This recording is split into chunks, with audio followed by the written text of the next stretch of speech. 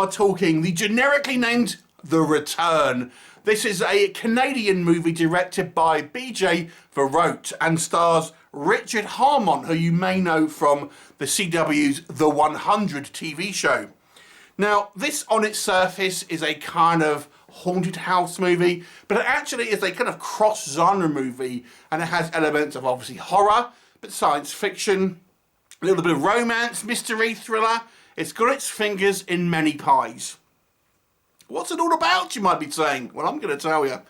So, The Return features this guy called Rodger, and he's played by Richard Harmon.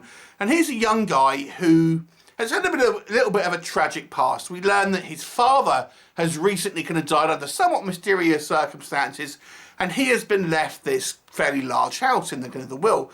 But he's had more tragedy than most, as his young sister died when he was younger, and his mother presumably has died as well. She kind of went missing. So he's kind of like lost a lot of people that are close to him. So he travels to this house accompanied by his girlfriend and his kind of female friend. And upon going to this house, the initial attempt is just to kind of like clear things up, but they discover there may well be more to this kind of story than meets the eye, and involves this kind of mystery about what's going on. But it can also involve this mysterious presence that seems to be living within this house, and it may well be connected to this imaginary friend that Rodger had when he was younger, and he may have had his memories repressed and things like this.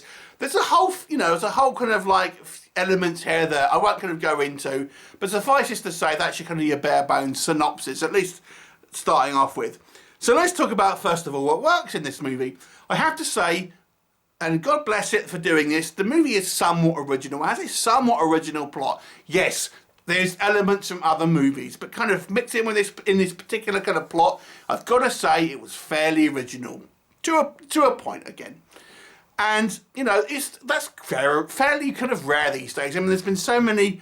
There's a zombie film, it's a shark film, or it's a general haunting or possession film. It's nice to see a movie trying to have a little bit more of a kind of a complex plot and kind of maybe explore things and have a few kind of misdirects there, to kind of like keep guessing. So that was all pretty good. For a low budget movie, I gotta say, although the effects are a little bit CGI, I still think they're actually quite effective, and they looked pretty funky at times. There's actually a mix between, because you'll see kind of different things within the movie, and there's a practical effect that will kind of remind you of Hellraiser, and there's also kind of like this kind of more ethereal kind of looking kind of CGI enhanced effects. And I've got to say, I think they both look pretty reasonable at times, and I think do a good job. And it's low budget, but nonetheless, still is a pretty effective for a low budget kind of effects driven film.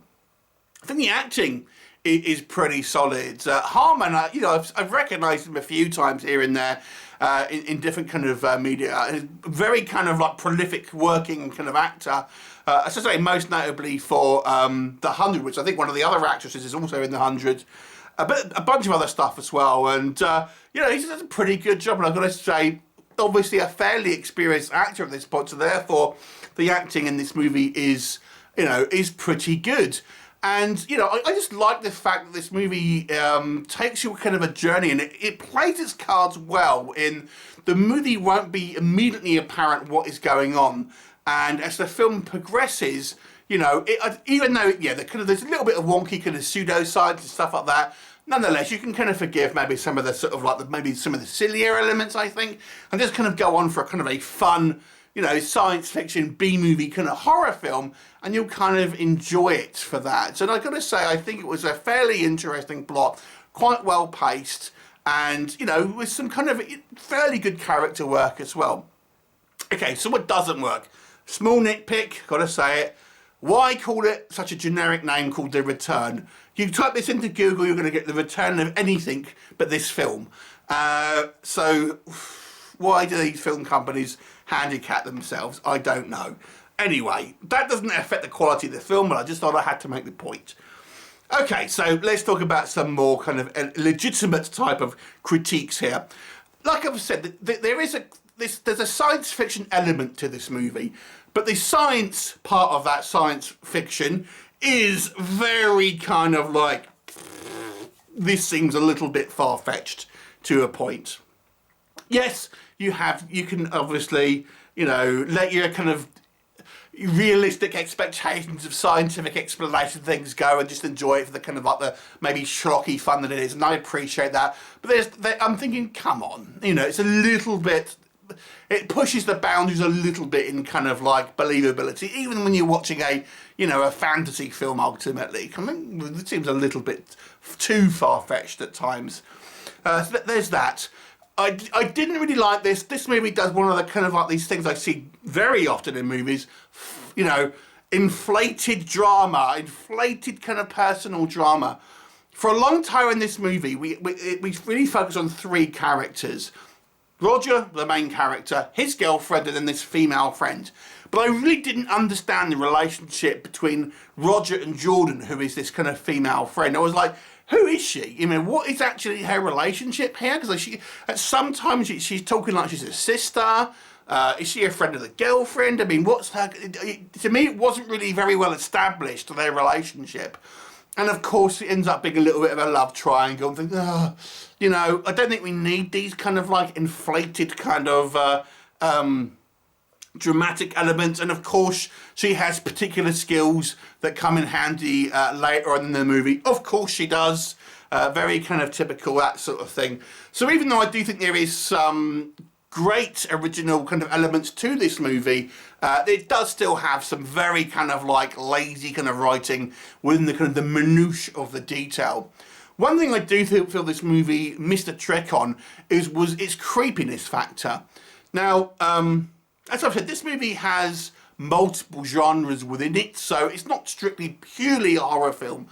But there are scenes here that are played to be stereotypical horror, things. Ghostly visitations, things like this, spooky effects. But the effects never really seemed...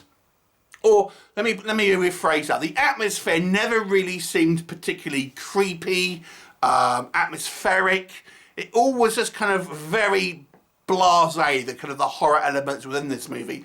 And I didn't think even though I actually quite like the effects, especially the first kind of like time you start seeing them, maybe the beginning of the sort of second act maybe, it really misses the trick on having some quite creepy moments. Instead of, a few kind of jump scares, and I say jump scares in the loosest possible way, because honestly I don't think anyone will be actually scared here, but the attempt is, but there's just no real building of the tension, if that makes sense. So I think the idea for a interesting story is there, with reasonable actors, albeit with some kind of like typical kind of like cliche characterization, but it ultimately doesn't quite manage to be a scary film necessarily, because I just don't think the direction here is particularly strong in building much of a kind of like a creepy or atmospheric build up to any type of like levels of fear or kind of oppression that this entity might have within the house, which is a little bit of a shame. So it ultimately becomes fairly vanilla in regards to any kind of real horror elements here. But I've got to say, I do think the kind of the originality of the story is one of the kind of the key elements of this movie, and kind of will go in a direction you're maybe not expecting, and have other things that will come revealed within the film that you'll quite enjoy. And I got to say, I thought the acting was all fairly strong, to be quite honest. And even though I think, again, the characters were a little bit cliche at times and a little bit typical kind of situations, nonetheless, the acting, that's not the actor's fault. But overall, this is an above average kind of lower budget kind of horror science fiction for me, but I do think he actually does a lot well here. So I will give this one a 6 out of 10. Have you seen it? What did you think of it? Leave me a comment and I'll look forward to seeing you next time. Bye for now.